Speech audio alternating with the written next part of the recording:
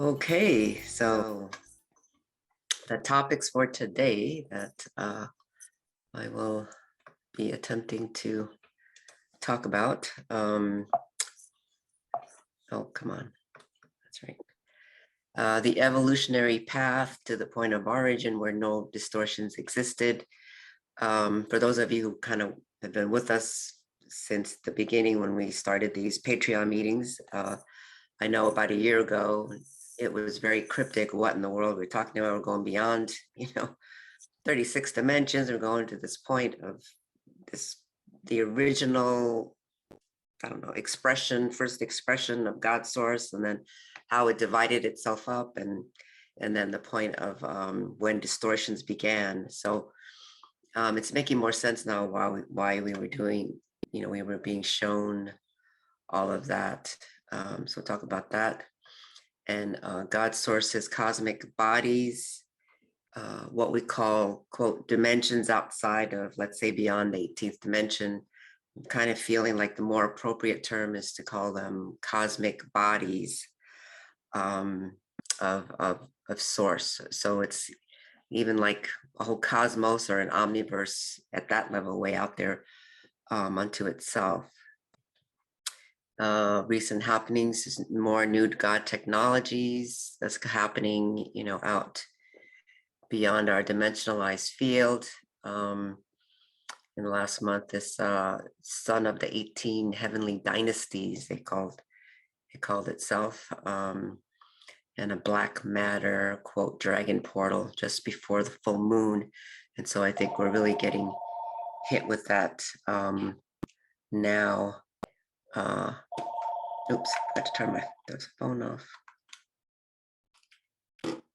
Sorry, always forget something. This new or, quote, missing emerald tablets returned to us, and the correct fruit of life. So I'll be talking about that. Samantha and her embodiment of these autists, and how they're going to influence the planet and their connections to these cosmic bodies outside of space and time, setting a trajectory to the point of origin before any distortions or fallen consciousness existed. So I'm seeing now that that's what she was wanting to do before she embodied. So now those connections are made, and she is on an embodiment, an integration path. So we do have a meditation. I put the intent later on. It was kind of long. So, but yeah, we'll be using the emerald tablets and this corrected fruit of life that connects us to the life force of the planet and all the living beings of the planet. So let's start with kind of a little bit of a review from last year. When we first started, it started with this one, the first God source expression, let's say, and the galactic suns are kind of within that, even though that first emanation, then emanating, continuing to emanate as the cycle of creation continued, so to speak. I don't spend a lot of time on that here. And then it replicated itself, in a sense, divided itself. And so into these 8 cosmic bodies, original cosmic bodies before. And again, there was no distortions here. And 2 of these cosmic bodies, they kind of left the group, so to speak. It wasn't like a war or anything, but they left to create on their own, so to speak. And this was from a vision I had. I still remember it was 11/11/2020, and it was one of those moments where all of a sudden I felt right at my unicorn point, like I just been zapped. And so I had to lay down, and it was like watching this movie, and I was shown it was like 950 billion years ago. And then these universes these cosmic bodies that started to divide, and then 2 of them left. And we might call that the point where distortions began, because they were no longer connected to that original source, and they were using their own cosmic bodies. And again, each of these recently now is told that they're more like an omniverse unto itself, which sounds hard to fathom. But anyway, they're we're accessing these 9 before any distortions, the origin. And then last year, or towards the end of 2021, I think these 9, I just call them 9, omniversal being from these 9 cosmic bodies. So they're representatives from the original 9. And so what that means is we're already accessing that point of where there was no distortions.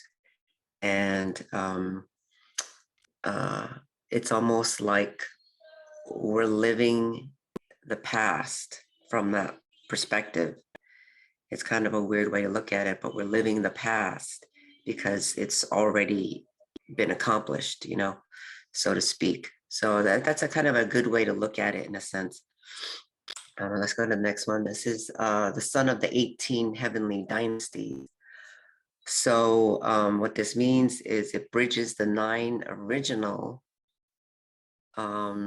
with the 9 that was first created. I mean, it's kind of a weird thing to say, and that's why there's 18.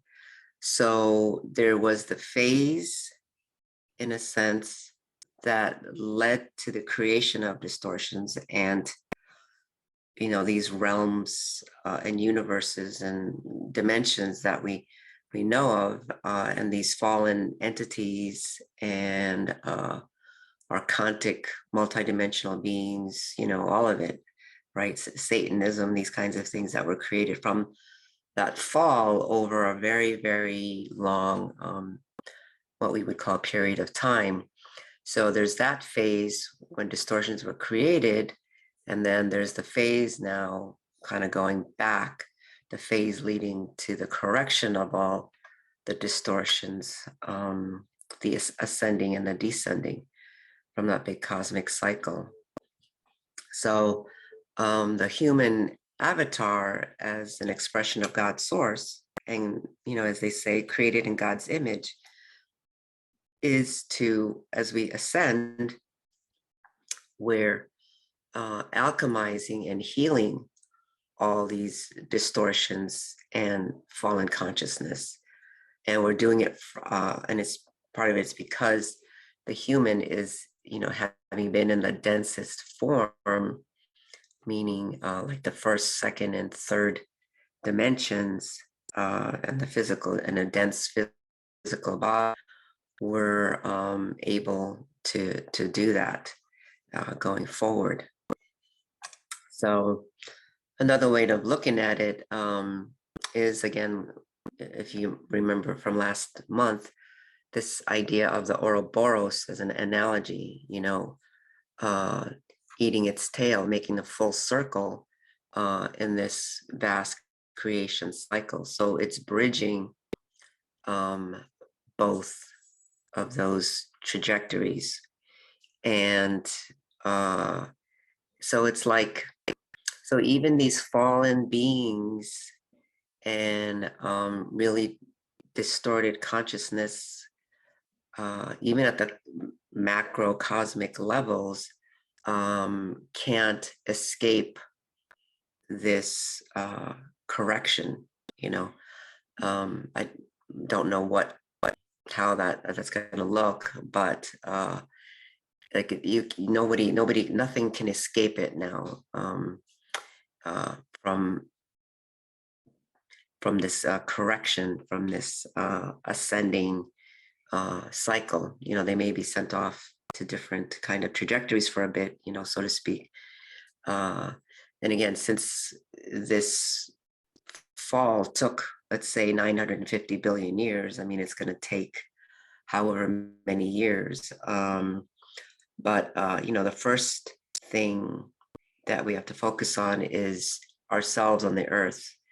And because the Earth is a very unique planet, and it's an important planet because it is carrying the avatar human towards this ascension, through this ascension process.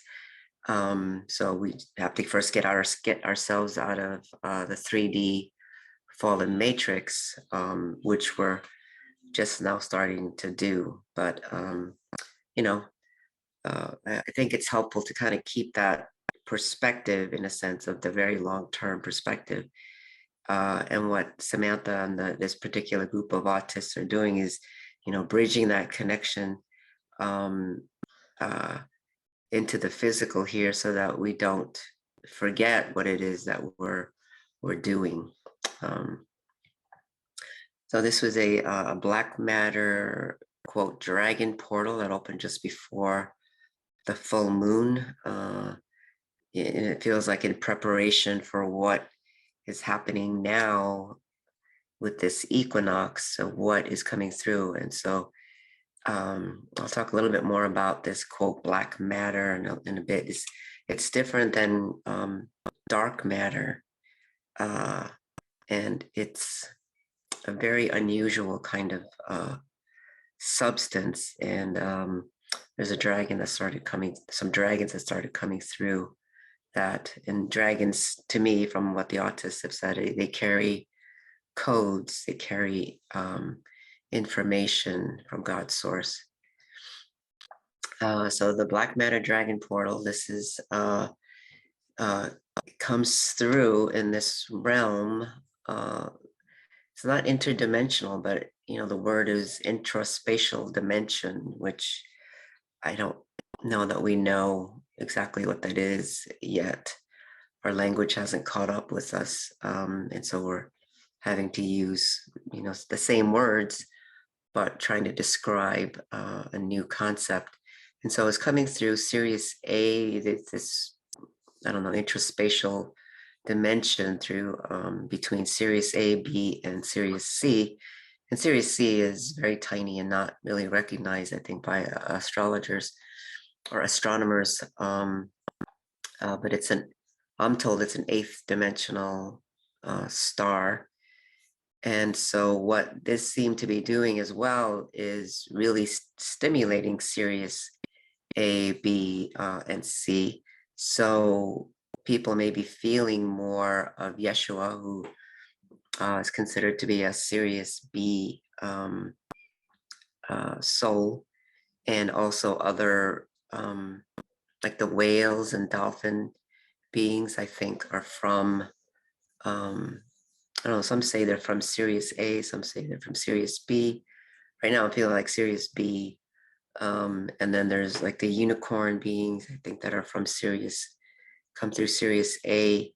So they're being really stimulated. So people may be feeling the amplification of Yeshua and these other beings that come through there.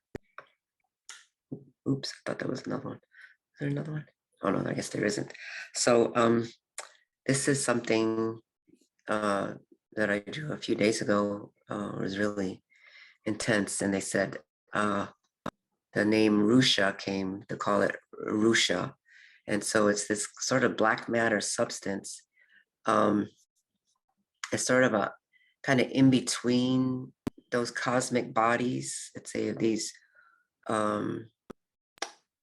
great, cosmic bodies that exist beyond our dimensionalized system.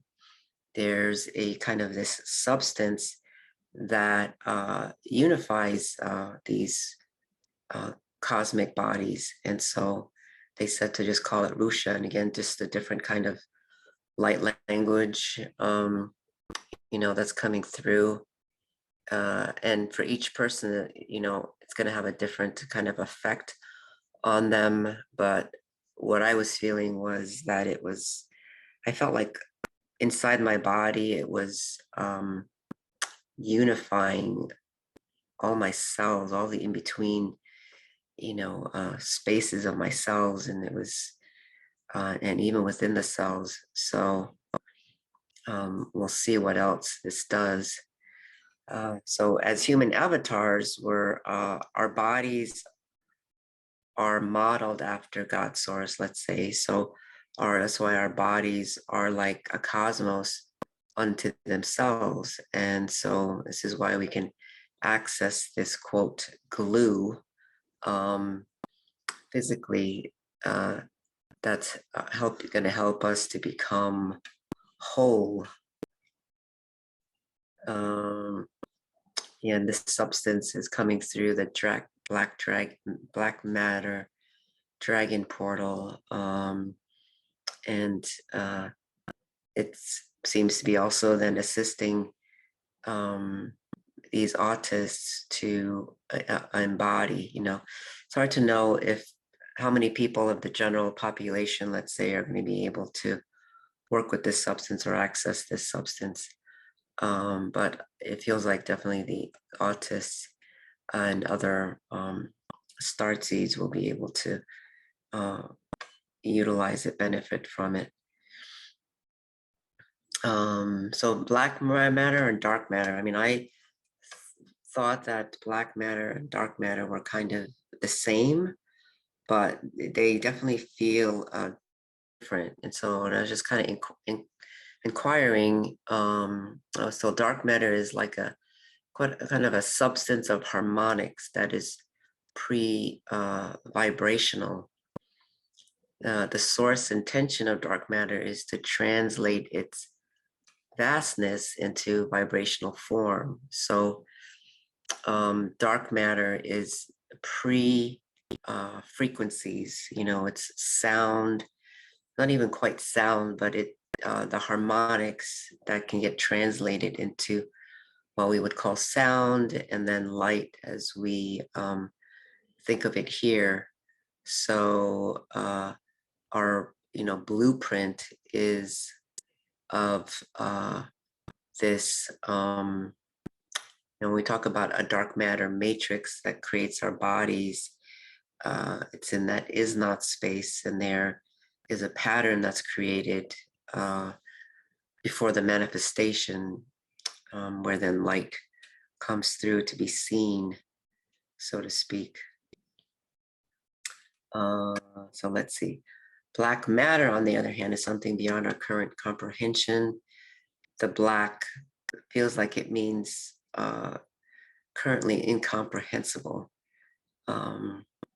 Terry and I were talking about this a little bit on Friday, and we were trying to catch what it meant, but it's like a state before the exhale of the breath, or in between the breath.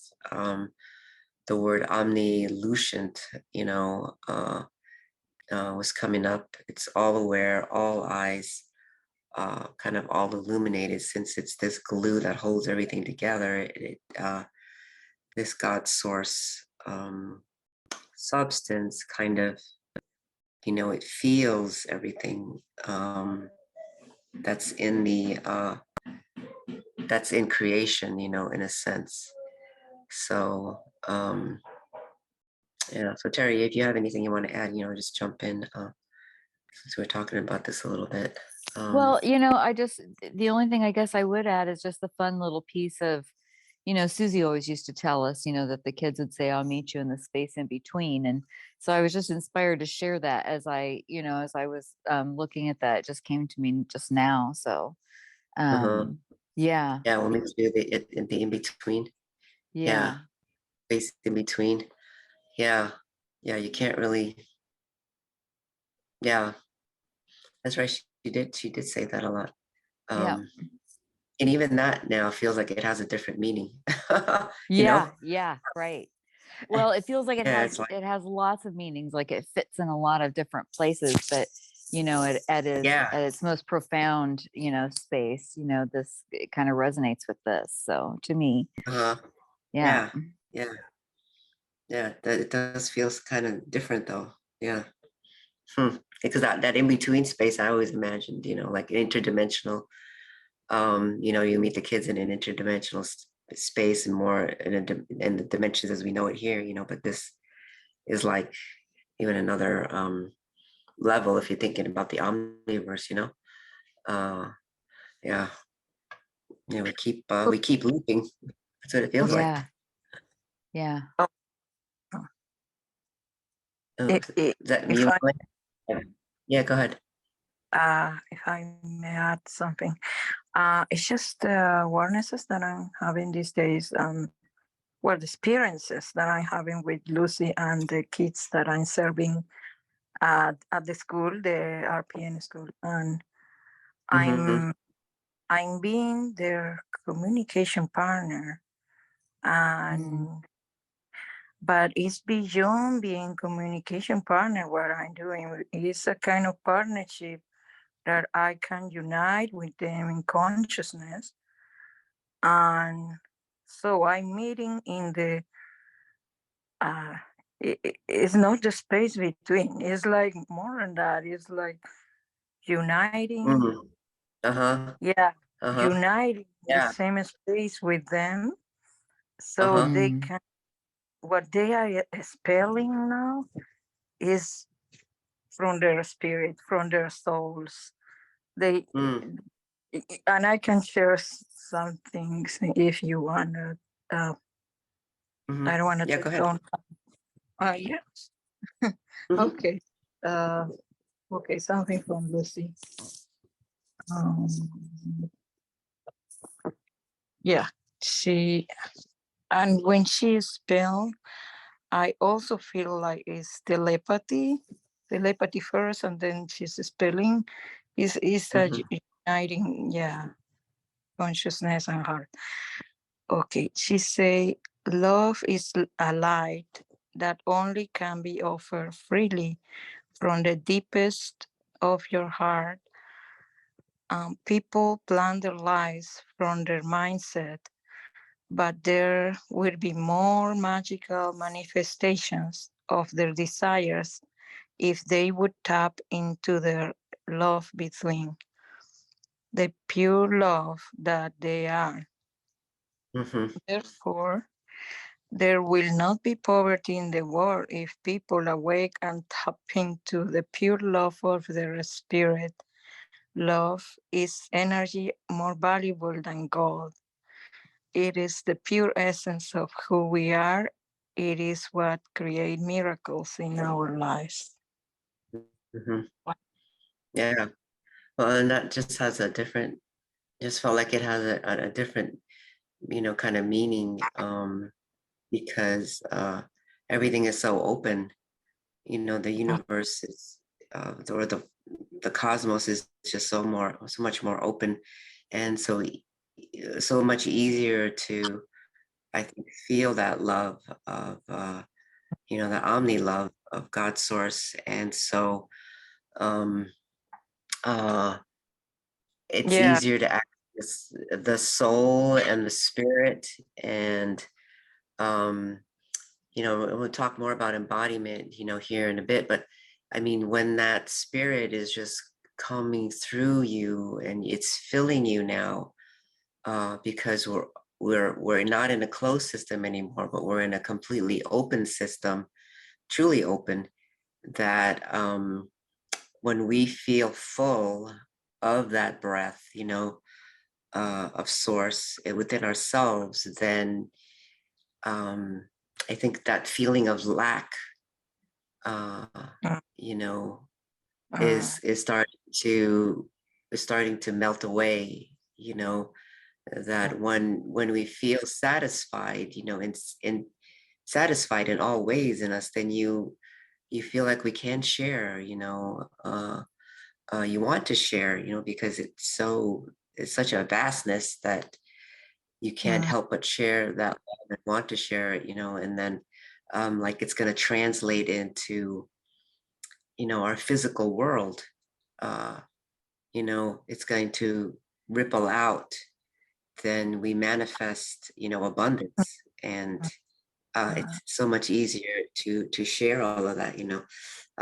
that's what it feels like as you were reading that message, and so, yeah, and it makes sense about what you're saying about the telepathy is different, the Mm, uh, it's mm, it's uh, it's more than a joined consciousness but it's easier to feel that oneness, and that's what I think this Rusha is doing. It's um, making us one within ourselves, and it's easier to feel our oneness and going to more and more with other people, you know, um, that we really are a part of each other, and so that will also kind of dissolve this idea that we have to take and, we have to control, resources and things like that. So, yeah. So thank you for sharing that. That's mm, yeah, and I know I read that on Facebook, but yeah, as you read it, it just vibrated at another level. So yeah, mm, very beautiful. Yeah, thank you. yeah. So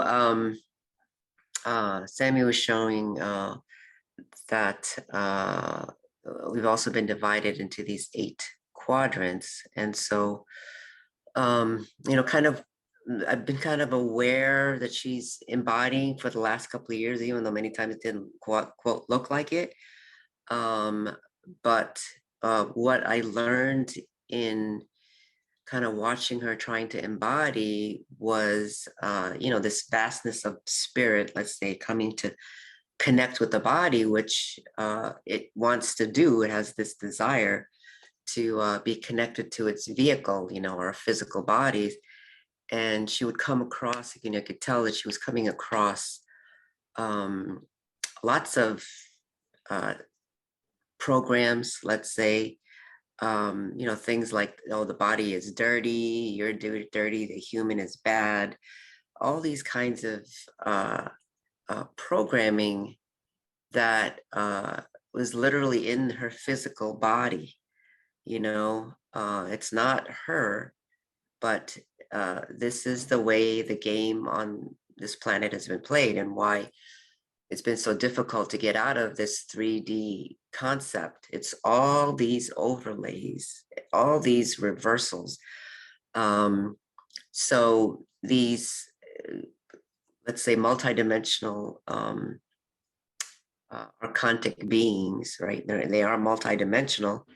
Um, from these fallen universes, really, there's these 2 main ones, from what I have been told. Um, they have been manipulating the human form, uh, taking what is, quote, organic and natural laws and inverting them and reversing them to keep humanity in a 3D consciousness, that's very dense and that's very physical, and believing that this is all there is, and that the human is dirty and bad as part of the programming. And so, um, you know, there's many people on the planet that have been doing these clearings and correcting a lot of these things. Part of it has been the flower of life, which is a closed system. And a lot of people get crazy when they hear that. I've seen people really deny that can't be true. Or even the Fibonacci spiral. It's not an organic spiral. It's a little more complicated than the crystal spiral, which would flow much more easily and flows with the lotus of life, which is, again, a completely open system. Um, uh, but anyway, so this is what's made it difficult for Sam to embody. And I would say, probably many of the other autists as well, and we're, as humans, on more of that 3D consciousness, we haven't really been aware of that, and so someone like Samantha, she was unwilling to embody into something that was limited, that would be create more limitation, because it required a certain belief system and a whole set of foundational beliefs and things that she was unwilling to take on. So anyway, part of that, we talked about this one platform, right, that splits the upper half and the lower half of the body into keeping us in a 3D mind matrix and also physical matrix.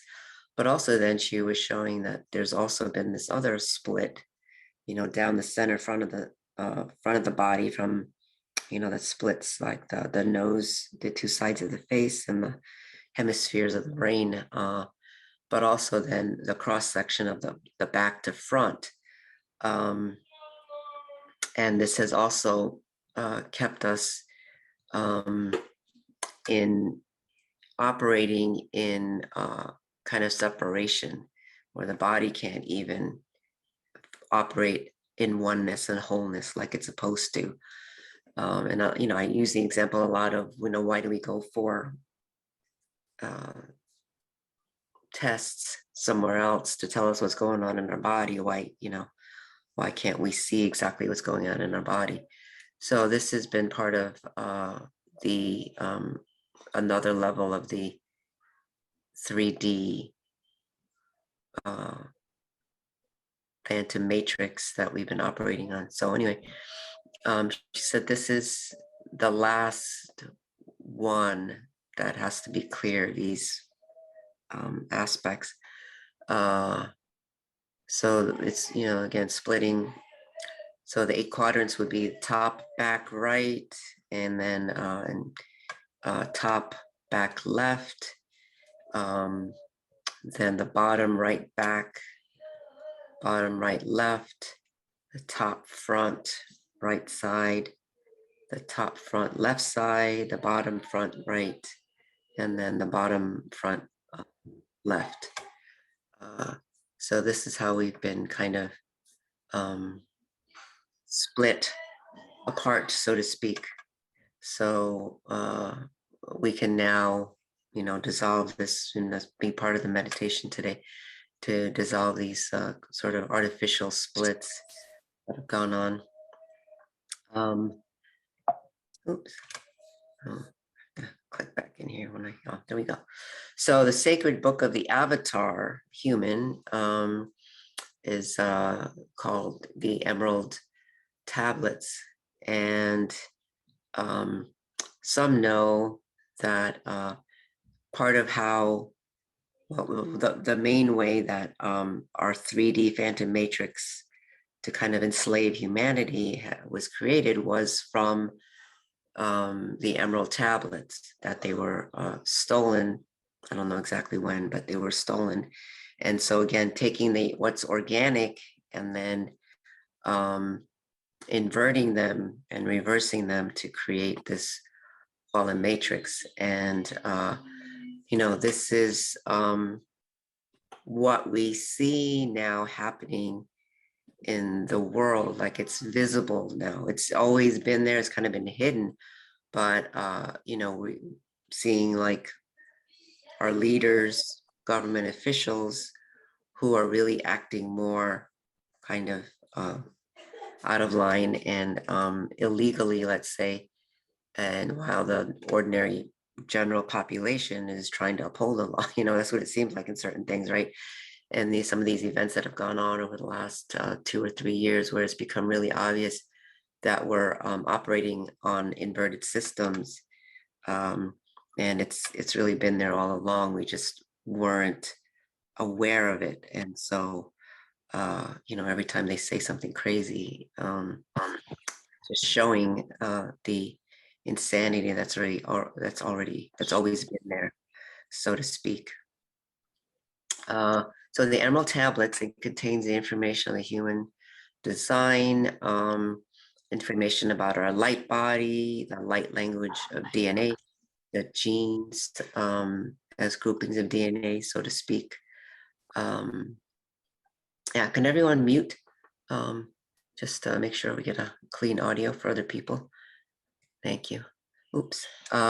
So it also has the information about the design of the Earth, our sun, our solar system, and even the star map of the earth, the design of the plants and the animals and even the microbes and the homeostasis that the planet is supposed to operate on. So I kind of knew that before, but this was just starting to come through more spontaneously, where I feel like, oh, I can read these emerald tablets. So I don't know if that's just all of them, so to speak. And I had a vision of it kind of in this kind of like looking very ancient and um, ancient way. The image in front of it here that you see is the vector equilibrium, or the cuboctahedron, which is a geometry that you can look up. And it's considered the geometry of the zero point, because everything leads to the center, zeroing out everything else, so to speak. So each of these tablets came in like this, and this, I was seeing them as these hexagonal shapes. And if you just look at the two-dimensional view of this vector equilibrium, it's in this hexagon shape. And then, one of those things where you just kind of are guided to arrange the tablets in a certain way. And that's what I did. And then it was like, well, lo and behold, there's the six-pointed star, that jumped out. And so this six-pointed star, or these spaces here, it's the antimatter that's coming through, which is different again than antiparticle. I'm not sure exactly how right now, but it's like the antimatter of it, and I'm sure more information will come at another time. But so the uh, these emerald tablets contain information for this ascending pathway, and how we're going to continue to upgrade our genetics, as we continue to evolve, right? Because the evolutionary process is how we ascend and how we can alchemize distortions. And that is part of the healing, or a big part of the healing process that's going to take place. So, and the star map of the earth as well. I'd always heard it before, but to really feel it now, like it within the earth has the imprint of these constellations on it, and it's a star map, and they're portals to other parts of the galaxy and the universe. And that's why Earth is such one of the planet that's so coveted, is because of these portals by these extraterrestrials that have been usurped. So there are some new portals opening up in right, our cosmos, and it's imprinted on the earth. And so these are new portals. And as we're really now switching to this ascending physical pathway, like I was showing them earlier on, right, that sun, where it is literally kind of bridging both sides of that descending and ascending pathway. It's like if they try to steal these tablets now, they can't, because trying to come into this space, or I don't know what this pathway, this ascending pathway, it's like they'll just literally be shredded. That's that's kind of what I was seeing over the last 2 days, because we're really making this turn now, this important turn, and that's again part of that bifurcation that is also underway, because the old system, the old quote laws, or that of that descending path is becoming null and void. And there's been alterations, let's say, to this ascending pathway. And that's why people are talking about the new timelines, the old timelines collapsing. They're on a new timeline. And that has to do, since time is like a vector, there's mathematics associated with that as well. So it's like the language for this ascending pathway is different. Like Milena was describing too, like there's a new light language. The language for this ascending pathway is different. It's not the same. Not exactly the same. So they may seem similar now in some ways, but then as we continue on this ascension pathway, they're going to become even more and more different. So anyway, I hope that makes sense. What else did I want to say about that? That's pretty rich. So many other galactic beings are and will incarnate for their own healing, and also to participate in this evolution. You hear more about people waking up to, and now they're channeling, they're Arcturians and Pleiadians and these other galactic beings. And really the organic ones, to me, the organic ones is that they're channeling their higher selves that exist in those higher dimensions. That's the organic way, because there are some negative entities, quote, that could try and infiltrate, our consciousness. But these are the people that really feel genuine. They're it's their future selves here to align, their souls and help set the trajectory as well. So even if they've ascended from other star systems, like ascending from the Earth, very dense plane, feels even different, and it's going to be more refined in a way. But many of us are here from our future selves, here, kind of projecting ourselves here to set the pathway, to make sure it goes according to quote plan. And again, like I was saying in the beginning, we're accessing that point of origin before any distortions existed. So we are from the future and we are living the past in a sense. Sammie just laughed at that. Anyway, so yeah, note the 6-pointed star. And so again, going kind of referencing back to the 8 quadrants of how the body was split. We're supposed to be balanced, all aspects, the above to below, the bottom to top, the inner to outer, the back to front, the diagonals, and those, that 8 quadrants split also made it difficult to really fully bring all of it together. I know we've been doing it in meditations. Lisa Renee in energetic synthesis, she's been doing that for a long time, the balancing the above to below and all of it. But now it's just, once we dissolve this 8 quadrant kind of AI matrix thing, it'll be even easier. Does somebody have a question or something or comment? Oh, can hear somebody. Okay, just want to make sure.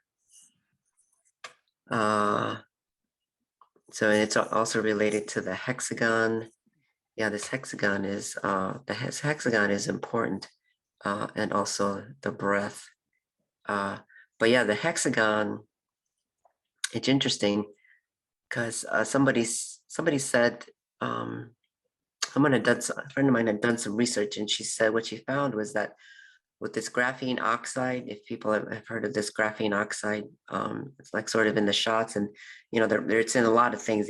It's in a lot of our, it's in some of our food. It's in gels, I guess, all the gels that's on the market, and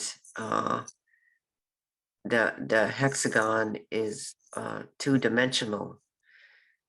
The graphene oxide is 2-dimensional and it's in a hexagon shape.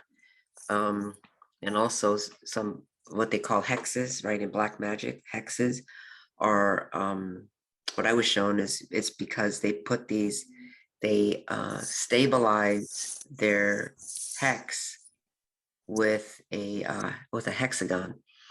So I don't think it's any accident that they do that. But this is, again, this is the organic nature of things. Again, based on the vector equilibrium, 0 point. Yeah, and again, it can't be stolen. That's one thing I wondered too, because if the old emerald tablets were stolen, then is this one going to be stolen as well? And I kind of went back and forth about, are these the recovered emerald tablets? And it was kind of like yes and no. There's some different coding in it, but it's from this new timeline of the ascending timeline, so it's not the same. We're getting it from, so it wasn't like we took it back. It was like, did we have to fight somebody over it to get it back? And it was like, no, it was just, from the future again of this ascending timeline, it was given to us now.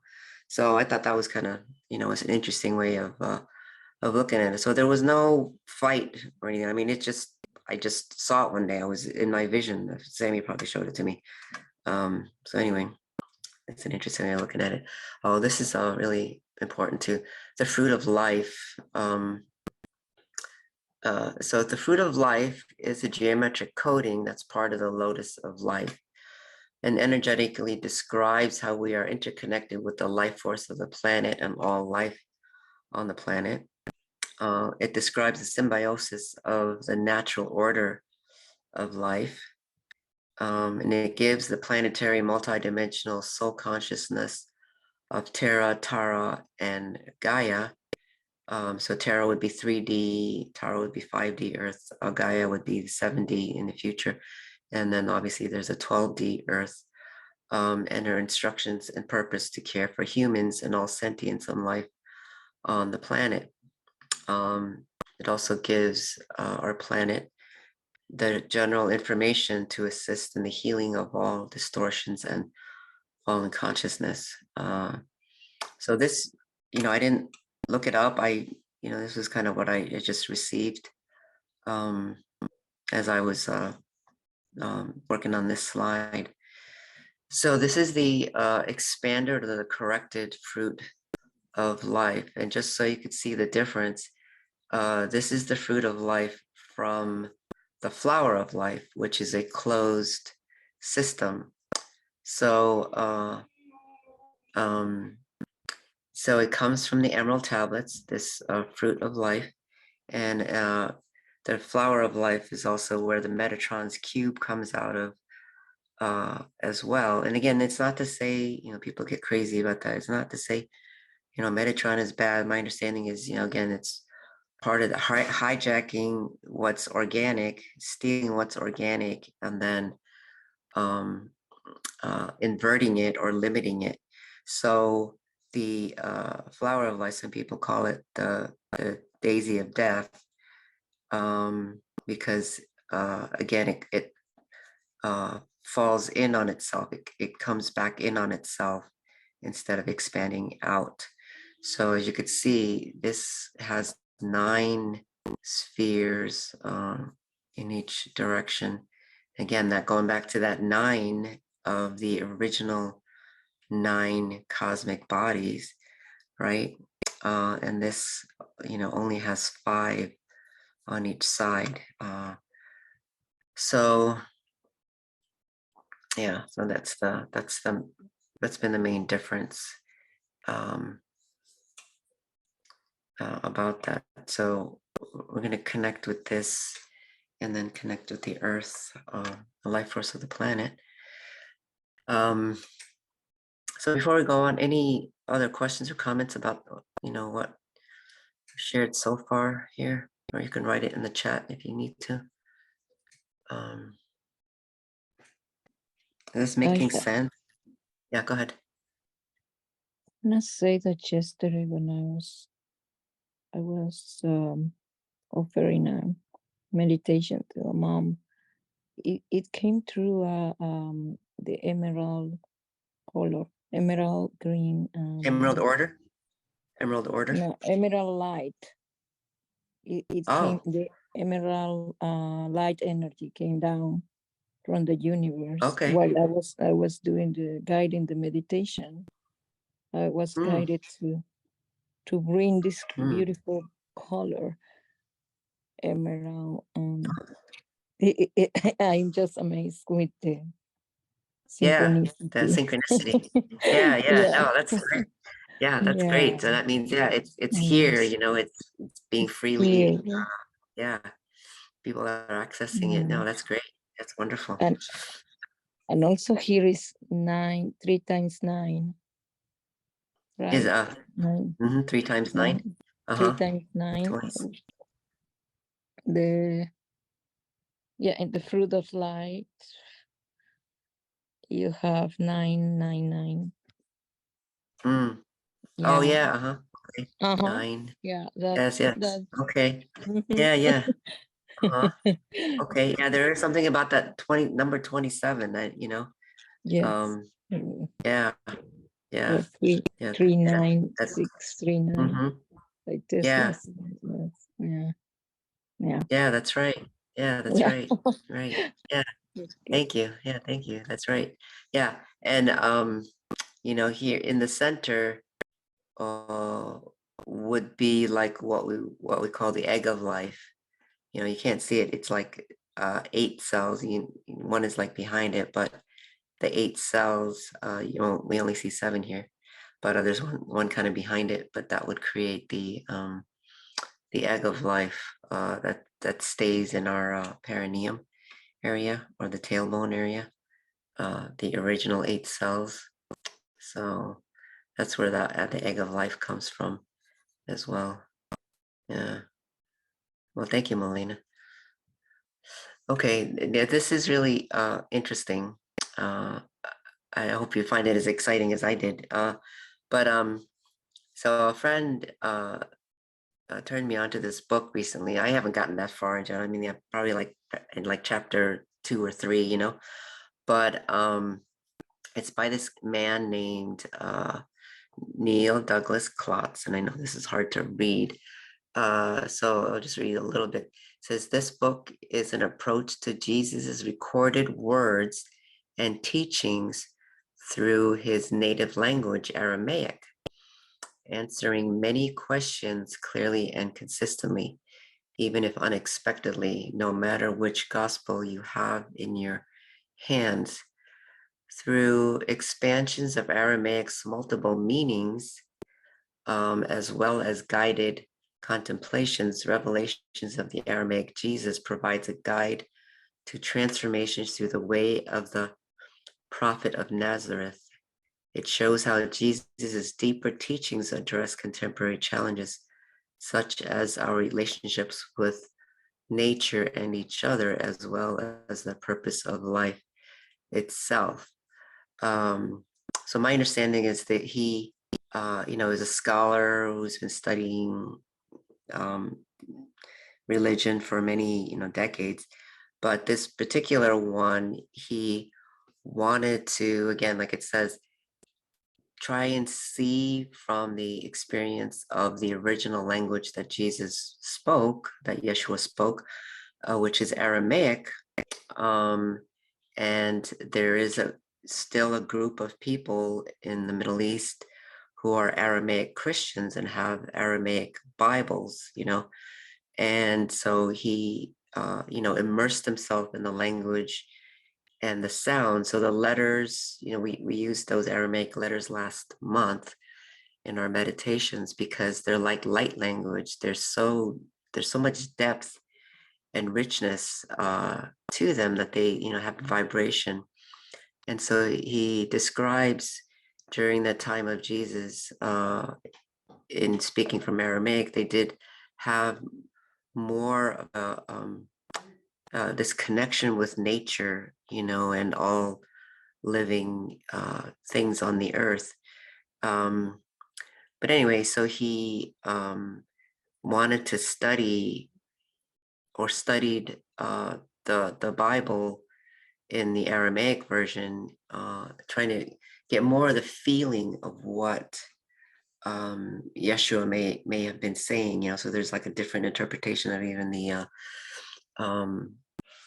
the Lord's Prayer. But anyway, I had this book for maybe about a month or so, 5 weeks or so, something like that. But last week, Sam, suddenly all of a sudden I could feel like I was being nudged to the book. And so, you picked up the book and I opened it up to the page, wherever. I was like, all right, where am I supposed to look at, And I just happened to open it up at that certain spot. And my eyes were just focused on, certain paragraphs there. So I just wanted to, I just quoted it, if you'll bear with me, because I think instead of me trying to describe it, it's much better to actually read it.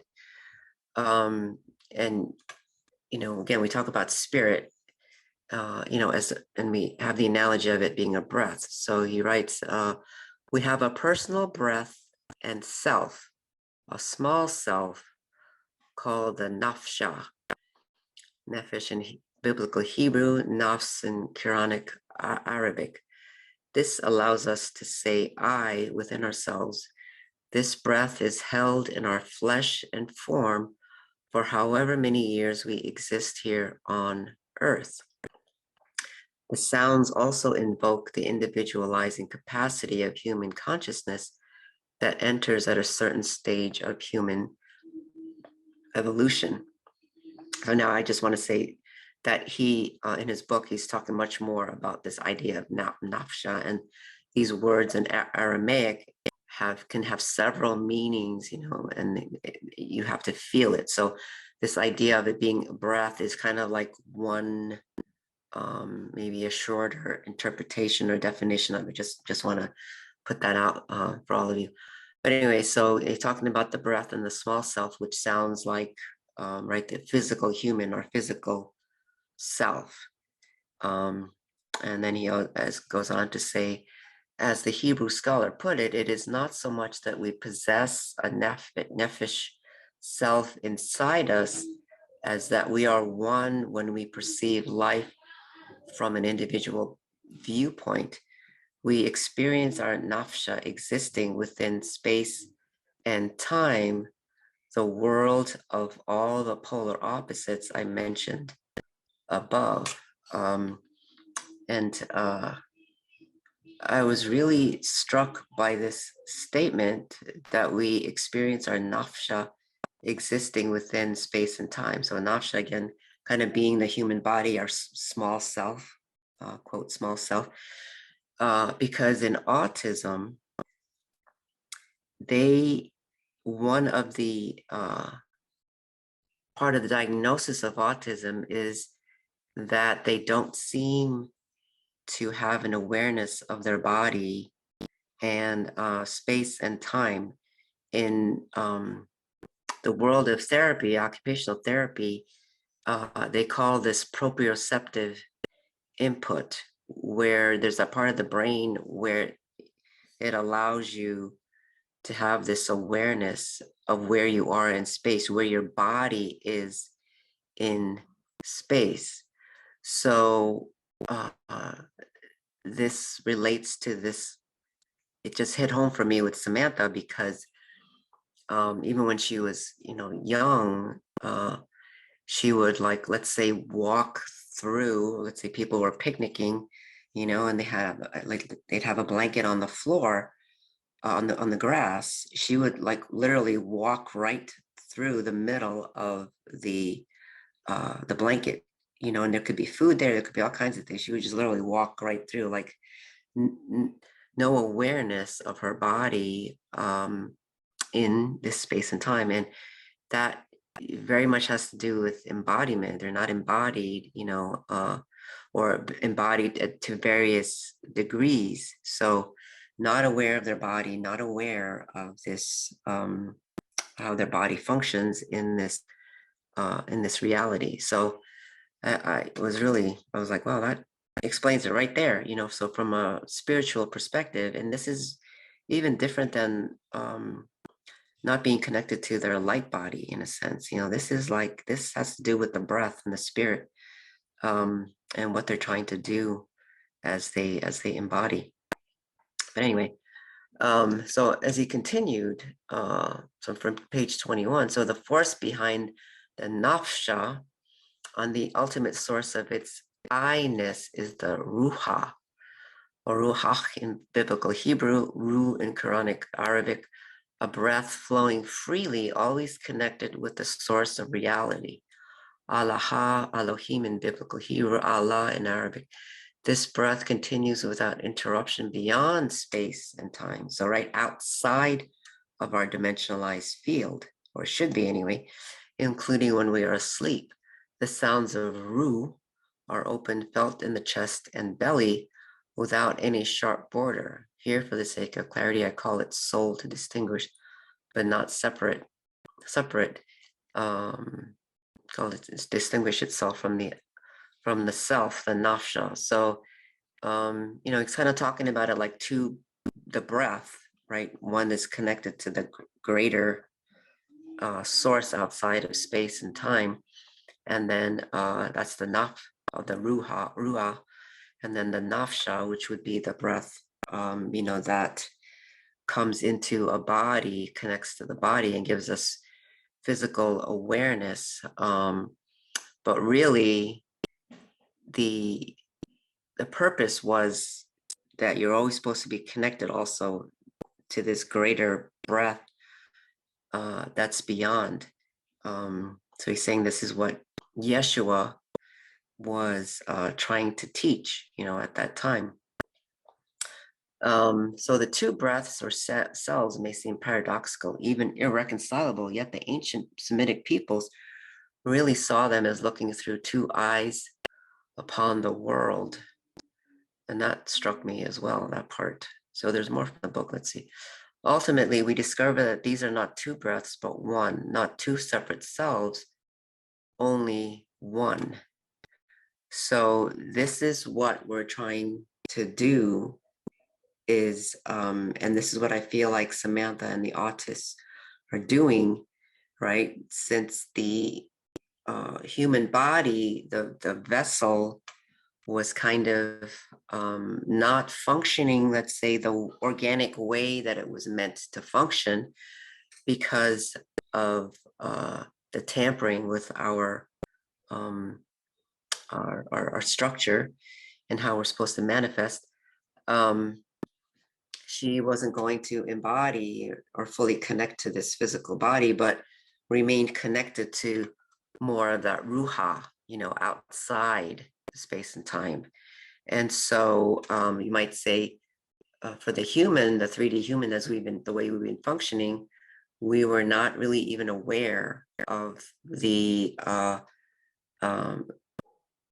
that source beyond space and time, right? Even multidimensionally, I would say it was still a box, right? Even people who were connecting multidimensionally, because we're talking about, you know, let's say 8th dimension, 9th dimension, that's multidimensional in this universe, that it really wasn't even fully connected to outside of space and time, which is where our soul emanates from, where our soul comes from. And then you would always be connected to source. And so what I'm seeing now and sensing is that Samantha was not willing to embody until she could bring these two together, until we could clear enough or dismantle these fallen, I don't know what you want to call it, these fallen 3D matrices to the point where she could connect it to then connect to her physical body, you know. And again, not two separate breaths, but it's supposed to operate as one. And that's the expression of the God, you know, in human form. That's the avatar. So I hope that makes sense. Any comments or questions about that? Oh, okay.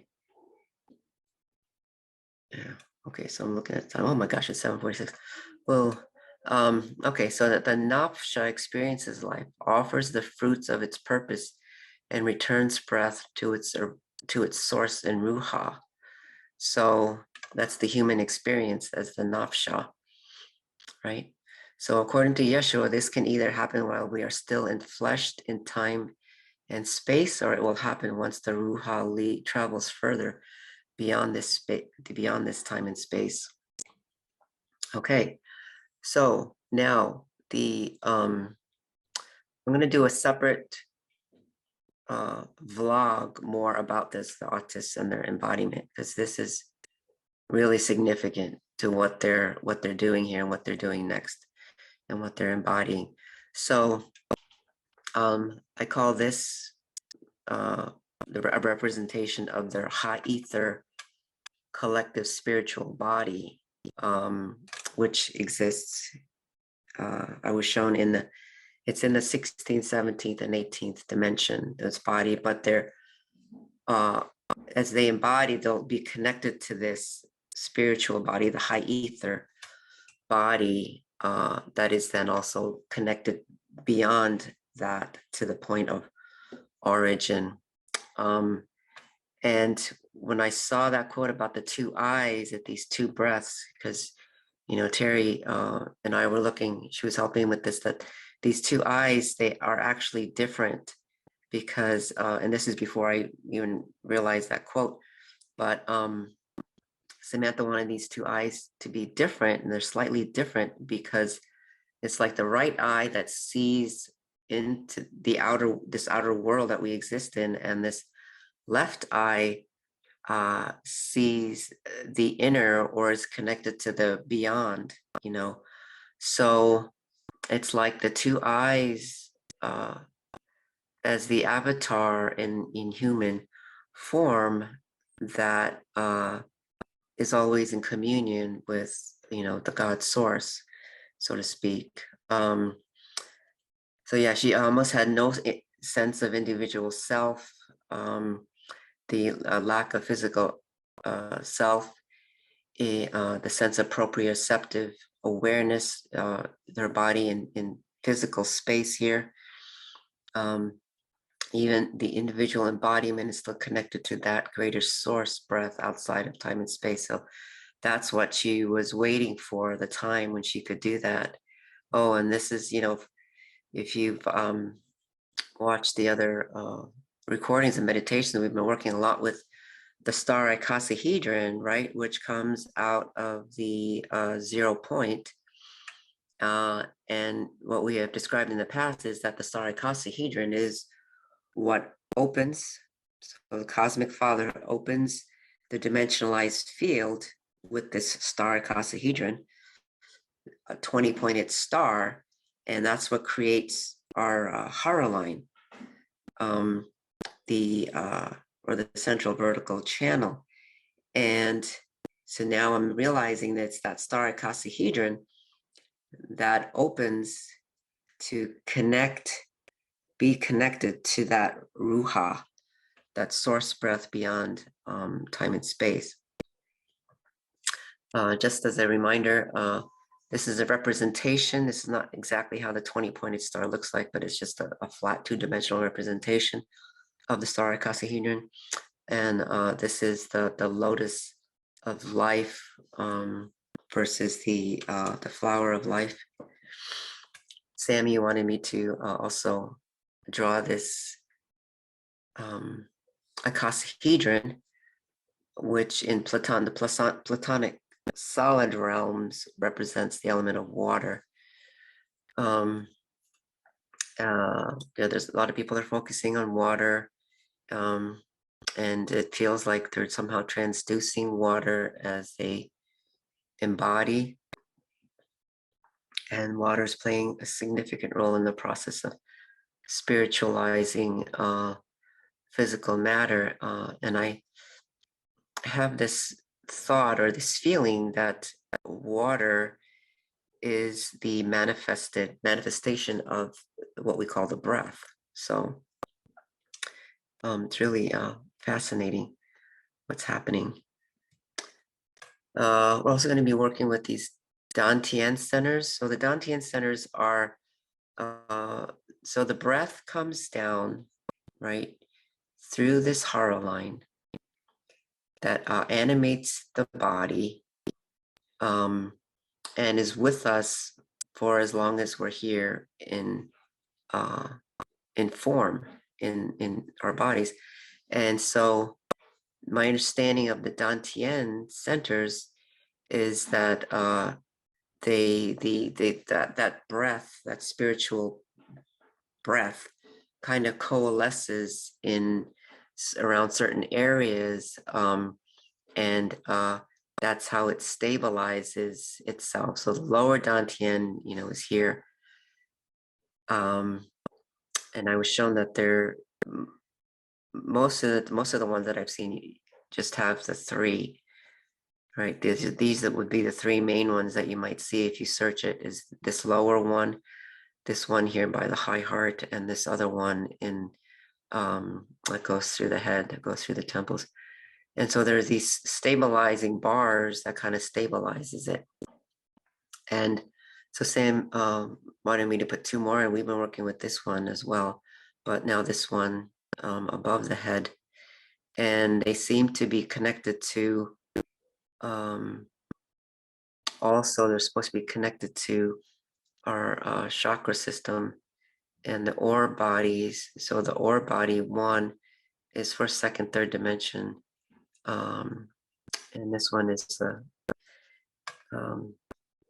for the third, seventh, eighth, and ninth. I know it seems counterintuitive why they're not in order like that, but it's the way our chakra system is, and the way the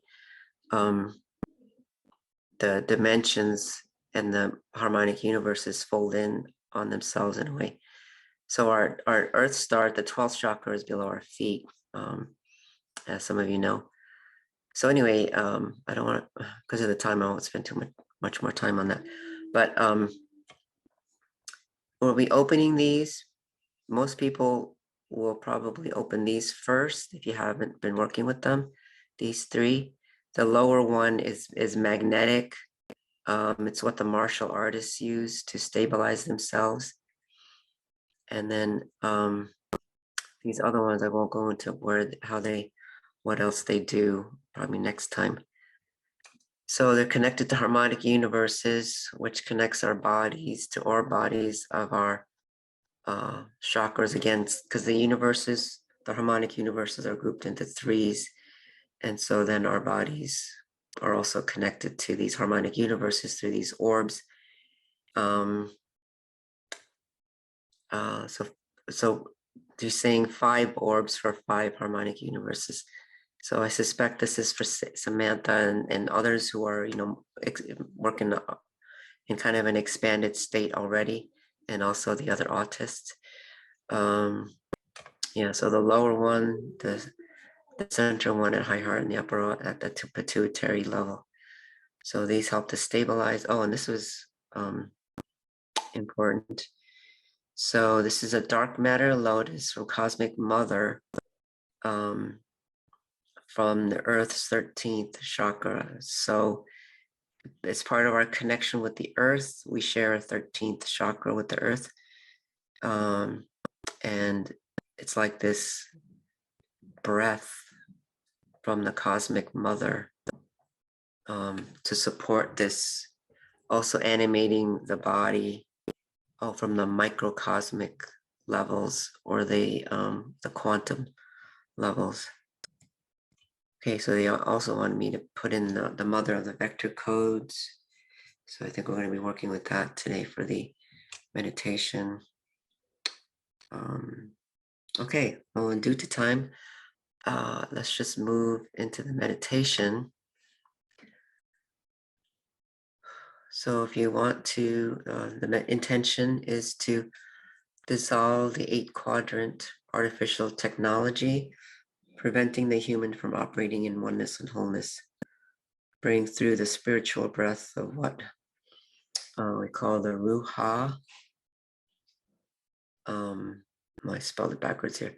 And the nafsha, the small self would be the nafsha, the ruha, the breath beyond, outside of time and space.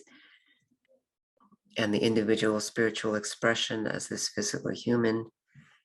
Activate the emerald tablets and fruit of life as it pertains to each person and support full embodiment. So full embodiment is